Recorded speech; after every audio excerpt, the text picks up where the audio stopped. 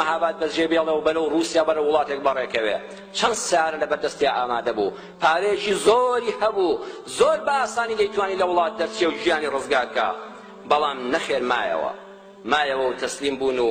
لەگەڵ سەیف و سەدری قازیدا بەدیل گیران لیژنەی دادگان بۆ لە شاری مەهاباد بۆ پێکێنرا سەرهەنگ غولام حوسێنی عەوزیمی سەرۆکی دادگا بوو تۆمەتی خستە پاڵ وتی قازی محەممەد تۆ بازرگانی نەوتن لەگەڵ رووسا ئیمزا کردووە دەستکاری نەخشەی ئێرانت کردووە نەخشەت بۆ خۆت داناوە بۆ کورد ئاڵای کوردت بەدەستی خۆت بەرز کردووەتەوە لێدانی سکەتدا پارەی کوردی لێداوە سکەت بە ناوی خۆتەوە دەرکردووە هێنانی بێگانە لە وڵاتی عێراقەوە بارزانی و بەرزانیەکان پەناداون لە وڵاتەیە جێت کردوونەوە چووی بۆ رووسیا دووجار پەیمانت لەگەڵا بەستون و داوای هاوکاری لێکردوون کارمەندی میرید کوشتووە و ماڵەکانت سووتاندون قازی محەممەد وتی ئەوانە هیچی ڕاست نین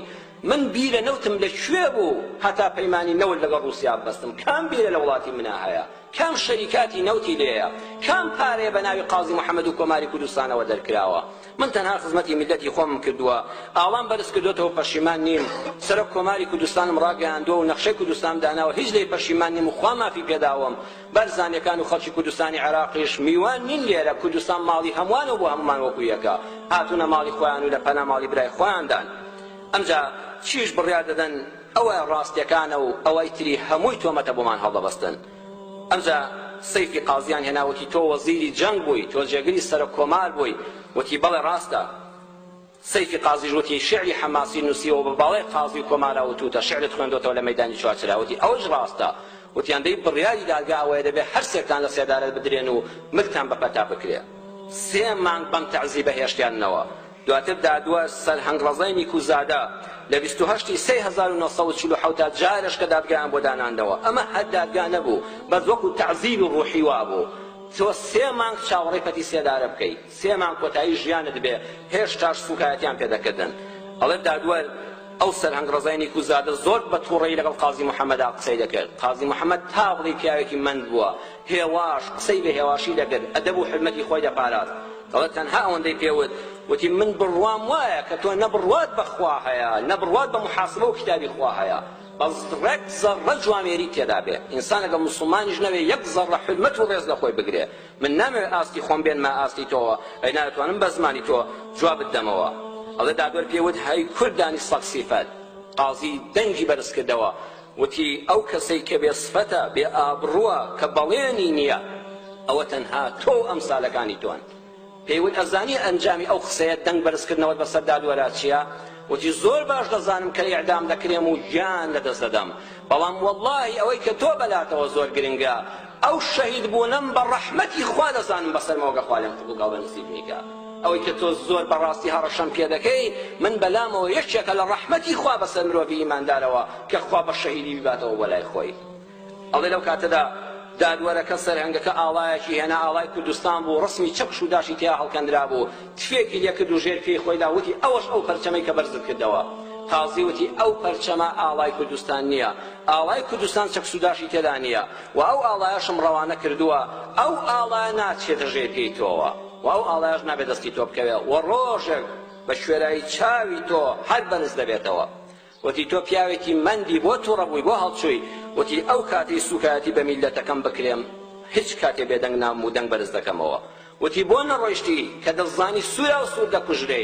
وتی من مسڵمانم ئەزانم خوا مڕاقیبە بەسەر قسەکانمەوە من وعد و بەڵێنم بەم میلەتی کوردەدا بوو بژیم لەگەڵ یانە بژیم ئەگە بژین هەمومان بەیەکەوە دەژین کە بمرین دەبێت لە ناویاندا بمرم ئەی چۆن بەجێم بێش نایە ئەنجا من سوور بووم لەسەر ئەوەی ئەگە من ڕام کردایە و دەرچوومایە ئێوە بە سەدان لاوی ئەم میلەتەتان لە پێناوی بنا لە سێدارەدا من ڕوحی خۆم و خوێنی خۆم دەڕێژم بۆی لاوی میلەتەکەم عەزێر نەدرێ و خوێن زیاتر نەڕژێ بەڵێ قازی خۆی تەسلیم کرد و ئەو بەڵێنەی کە لە چوارچرایە بە میلەتەکەیدا بوو لەگەڵتان دەژیم و لەگەڵتان دەمرم بە کردار جێبەجێ کرد و خۆی چوە بەر پەتەکە بەڵێ خۆشەویستان سەرەی سەیفی قازی هات وەزیری جەنگ و جێگری سەرە کۆمار وتی بۆچی بووی بە وەزیری جەنگی کۆمار وتی بۆ ئازادی میلەتەکەم و دیفاع لە مەزلومان وتی بۆ ئەوەت بوو یان بۆی پارە و پوڵ لەسەر یەکنەی وتی زەردەخەنەیەکی کرد فەرمووی ئەگەر بۆ پارە و پوڵم بوویایە من 2 ملیۆن تمەنی خۆم بە کۆمار بەخشیوە 2 ملیۆن تمەن کە 100 دەفتەری ئێستا دەکا ئێمە بنەماڵەیەکی زۆر دەوڵەمەندین هەموو پارەکانم بە کۆماری کوردستان بەخشیوە بۆ ئەم کۆمارە پارەی لە کوێ وەرگرتووە ئەگە پارەی ئێمە نەبێ نەک پارەمان وەرنەگرتووە پارەمان بەخشیوە ئەمجا زۆر قارەمانانەوتی یەک قسە نەکەی یەک پرسیارم لێ نەکەی ئێمە چارەنووسمان دیاری کراوە کە ئیعدام دەکرێن هەر یەک دەم هەڵبێنیتەوە دەمت دەشکێنەوە دەی دەستم بدگاتێ بڕیاری خۆمان قبوڵمانە دادگات چی بڕیار داوە چۆنمان ڕەمی دەکەن و چۆنمان لەسێدارادەن وڵامی هیچ پرسیارێکن نادەمەوە بەبێتەن لەگەڵ تاران ئەو شەوە قسە دەکرا بەبەردەوامی سعات 12 شەو لە تارانەوە بڕیاریاندا هەر سێکیان لە سێدارە بدەن و ئەمرەکان بەسەرا جێبەجێکەن کاتێک کە بردیانن قازی محەممەد بڕیاری دادگایان بۆ خوێندەوەتی پێشوازی لە بڕیارێک دەکەم بەڵام یەک تکام هەیە تکام وایە لە شەریعەتی ئیسلامدا لە سێدارەدان و هەڵواسین بە پەتەوە شتێکی جوان نێ بۆ مرۆڤ تکایە گولە بارانم کەن و بە گولە بمکوژن دادوەر وتی قبوڵ نییە ئەبێ هەر لە سێدارە بدرێ وتی ڕێگام بدە وەکو موسڵمانێک مەراسیمی پێش شەهید بوون جێبەجێ بکەم وتی ئازاد بە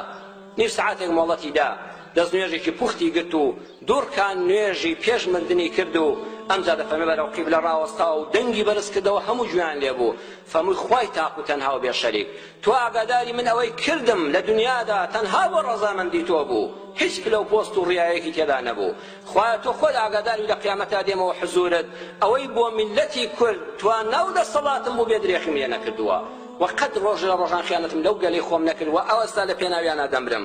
خوای پەروەردگار تۆ تۆڵە سێنی لە زاڵمان خوایە ببینین نەوەکانم ببینن چۆن تۆڵەی زاڵ مەزلومان لە زاڵمان دەستێنی سێ جار لەسەرێک فەرمووی خوایە من داوا لێ دەکەم نەوەکانم ببینن چۆن تۆڵەی مەزلومان لە زاڵمان دەستێنی خوایە تۆڵیان لێ بستێنە لەم زاڵمانە ئەفەرمێ ئەمجا بردیان و 20 دقاوا لە خوا پاڕایەوە وەسیەتنامەکەی نووسی بردیانە پەرتی سێدارە و پەتەکان بەگەر ناکرد و سعات شواری بەیانی قازی محەممەدیانی لەدەستدا شەوی سی لەسەر سیوێکی 1947 دوای 11 مانگ لە تەمەنی کۆمار سعات شواری بەیانی قازی محەممەد یەکەم پێشەوای گەورەی کورد لە سێدارە درا سەیفی قازیان هێنا وتیان وەسیەتنامە بنووسە نووسی بەڵام کاتێک کە ئاوا لای کردەوە جەنازەی قازی محەممەدی بەدارەکەەوە بینی ملیلات بوو بۆوانە و ڕوحی دەرچوو بوو ئەڵە زۆر هاواری کرد بژی قازی محەممەد بژی کورد واللهی ئەو ڕۆژەی ئێوە لێی دەترسن هەر دێتە دی ئەو ئاڵایە هەر بەرز دەکرێتەوە ئەو کوردە هەر دەبێتە حاق خاوەن حکومەت بە مردنی ئێمە ئەم میلەتە کۆتایی پێنایە مردنی ئێمە دەبێتە ئاگرێک و دەچێتە جەستەی ئێوەوە زۆر قسەی کرد هەلبەستیان کرد و بردیانە بەر پەتی سێدارەکە و پەتەکەیان خستە ملیەوە هەر دروشمی شۆڕ ژێڕی دەوت 2 دقە بە پەتی سێدارە بوو پەتەکە بسڕا و هاتە خوارەوە کە هاتە خوارەوە هێشتا هەناسەی مابوو جارش کەوتی بژی قازی محەممەد بژی کوردستان بژی میلەتی کورد و مردن بۆ ئێوە دیسان گرتیانەوە ئەمجار بردیانەوە بەر پەتەکە و جای دۆمی ئیعدامیان کرد ئەڵێ کاتێک کە سەدری قازیان هێنا مەیتی ئەو دوو قارەمانەی بینی شڵەژا تێک چوو وتی ئێمە بێتاوانین مەلایەکی کورد لەوێ بوو وتی ئێ مەردانە ژیاوی مەردانەش وەکو ئەو دوو مەردە بمرا خۆت ڕاگرا قسەیەک نەکەی لێی پەشیمان بی ئەڵێ لەو کاتەدا کە ئەوانی بینی خوێن بە دەمیانە هاتووان و جەستیان شل بوو وەکو ئینسانێکی عەتف و سۆز و ئامۆزای بوون لەو کاتەیە سەدری قازی بورایەوە بەڵام ئەو بێویژدانانە بە بوراوەی بردیانە بەر پەتەکە و پەتەکان لەمری کرد و بە بوراوەی لە سێدارەیاندا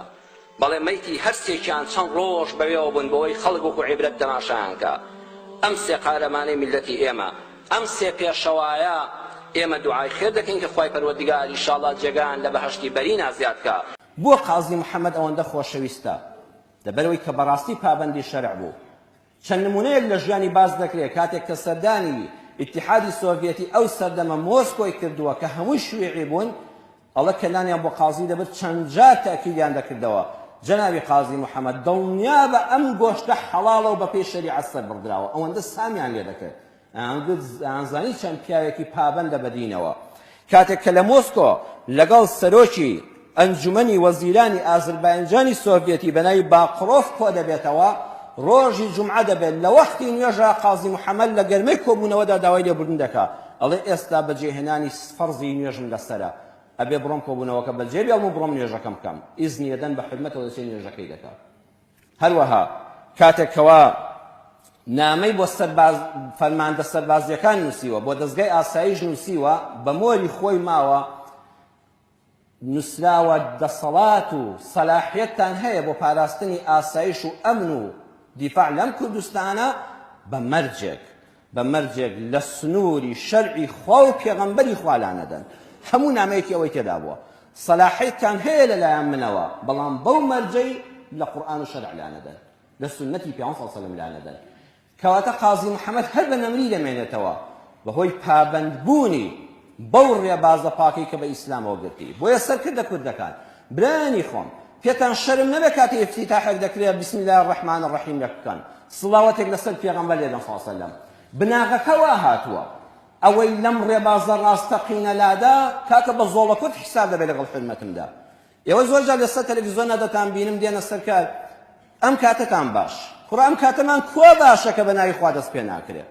کاتی باش کوا هەیە هەر ئەو کۆبوونەوەی تۆ کردوتە لەبەرەوەی کە خەڵک باش نییە کاکە بگەڕێەوە بۆ لای خوا وەسەر ئەو ڕێبازەی کە پێشەوا قازی و کۆمەڵەی ژێکاف و حیزبی ئەسڵی دیموکراتی لەسەر بنیاد درا